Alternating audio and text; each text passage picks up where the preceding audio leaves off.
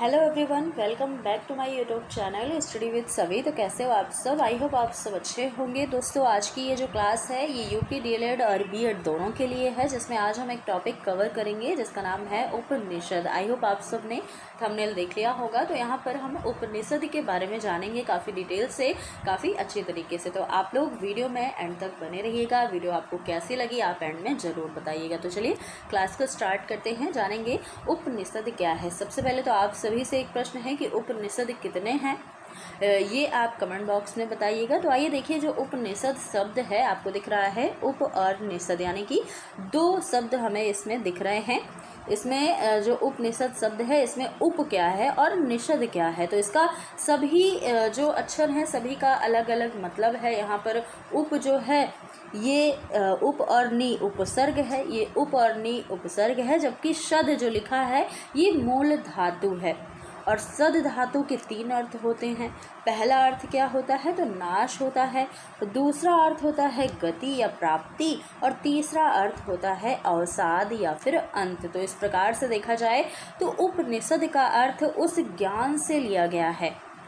किस ज्ञान से? जिससे अविद्या या अज्ञान का नाश होता है, आत्मज्ञान की प्राप्ति होती है और दुख का अंत होता है। क्योंकि शद जो मूल धातु है इसके तीन अर्थ बताए गए हैं, एक तो नाश, दूसरा प्राप्ति और तीसरा अंत। तो यहाँ पर हमें इसका अर्थ समझना है सबसे पहले तो उपनिषद शब्द का, जिससे आपको अगर एग्ज़ाम में लिखना होगा तो आप 3 से 4 लाइन या आप कह सकते हैं आप एक पेज भी कवर कर सकते हैं। अगर आपको लॉन्ग में लिखना पड़ जाए तो आप एक पेज भी अच्छे से कवर कर सकते हैं, जब आपको इसका अर्थ पता हो, शाब्दिक अर्थ पता हो। तो इस तरीके से आप लॉन्ग आंसर बना सकते हैं। तो कैसे बनाएंगे? आपको उपनिषद में उप और नी क्या है, यहाँ पर उपसर्ग है, और जबकि सद क्या है, सद मूल धातु है और सद के तीन अर्थ होते हैं, जैसे कि आपने देख लिया है। तीन अर्थ होते हैं, प्राप्ति, नाश और अंत। तो इस तरीके से आप यहाँ पर लगा सकते हैं। उपनिषद का अर्थ क्या हो जाएगा? एक ऐसा ज्ञान से माना जाता है इसका अर्थ जिससे विद्या, अविद्या या फिर अज्ञान का नाश होता है, या फिर एक ऐसी विद्या जिसमें आत्मज्ञान की प्राप्ति होती है, या फिर एक ऐसा ज्ञान जो दुखों का जिससे अंत होता है। तो यहाँ पर उपनिषद का अर्थ जो है शाब्दिक अर्थ ये आपको क्लियर हुआ होगा। आगे देखिएगा, अब देखिए मैक्स मूलर के अनुसार इन्होंने सद धातु में निह उपसर्ग लगाकर, जैसे निषिदति, निषद का अर्थ क्या बताया? बैठना से लगाया, और उप का अर्थ बताया निकट होता ही है। अतः उपनिषद का अर्थ इन्होंने क्या बताया? निकट बैठना बताया है।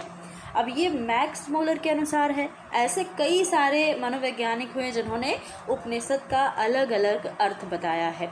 अब मैक्स मूलर के अनुसार आपने क्या देखा? इन्होंने उपनिषद का अर्थ बताया निकट बैठना। मैक्स मूलर ने उपनिषद की भूमिका में लिखा है कि संस्कृत भाषा के इतिहास और संस्कृति के अनुसार यह निश्चित ही है कि उपनिषद का प्रारंभिक अर्थ एक ऐसी गोष्ठी से था जिसमें शिष्य गुरु के चारों ओर आदर और श्रद्धा के साथ एकत्रित होते थे, या फिर चारों ओर श्रद्धा के साथ बैठते थे।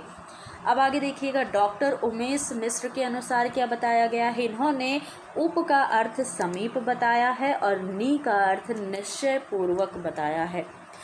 वह दिया या शास्त्र या विषय या पुस्तक जिसकी प्राप्ति या अविद्या का निश्चय पूर्वक नाश हो, जो मोक्ष की इच्छा वाले को ब्रह्म या विद्या के समीप ले जाकर उसका साक्षात्कार करा दे, ऐसी विद्या, और संसार के बंधनों को शिथिल कर दे, ये सभी उपनिषद शब्द के अर्थ से निकलते हैं। तो उपनिषद शब्द अपने आप में काफ़ी बड़ा है, कह लीजिए, कोई छोटा शब्द नहीं है। इसका आप कई तरीके से अर्थ निकाल सकते हैं, जिसका अर्थ कई सारे मनोवैज्ञानिकों ने अपने अनुसार दिया भी है। तो यहाँ पर देखिएगा, उपनिषद का अर्थ क्या लगाया गया है कि एक ऐसी शिक्षा है यहाँ पर जो संसार के बंधनों को शिथिल कर दे। और यहाँ पर देखिएगा, अब आगे देखिए, डॉक्टर राधा कृष्णन के अनुसार क्या कहा गया? इस शब्द का अर्थ उस ज्ञान से है जो भ्रम को नष्ट कर यथार्थ ज्ञान की ओर ले जाए। मतलब जो भ्रम है हमारे अंदर उन सभी को नष्ट करके जो चीज़ जैसी है, यथार्थ है, उस ज्ञान की ओर हमें ले जाता है। उपनिषद शब्द का प्रयोग इसी कारण से अत्यंत रहस्यों के अर्थ में भी लिया जाता है, क्योंकि कई सारे अर्थ हम यहाँ पर इसके निकाल चुके हैं।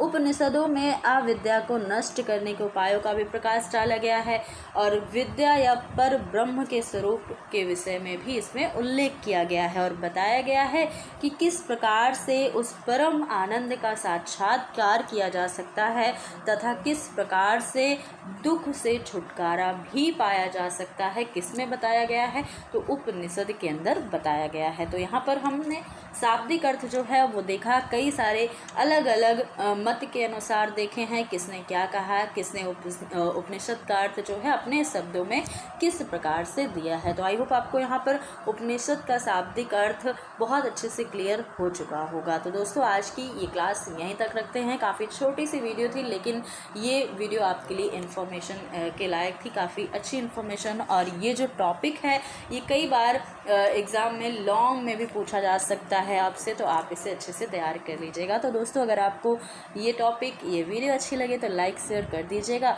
और चैनल को अब तक सब्सक्राइब नहीं किया है तो कर लीजिएगा। फिर मिलेंगे अगले वीडियो में कुछ नए टॉपिक के साथ। धन्यवाद।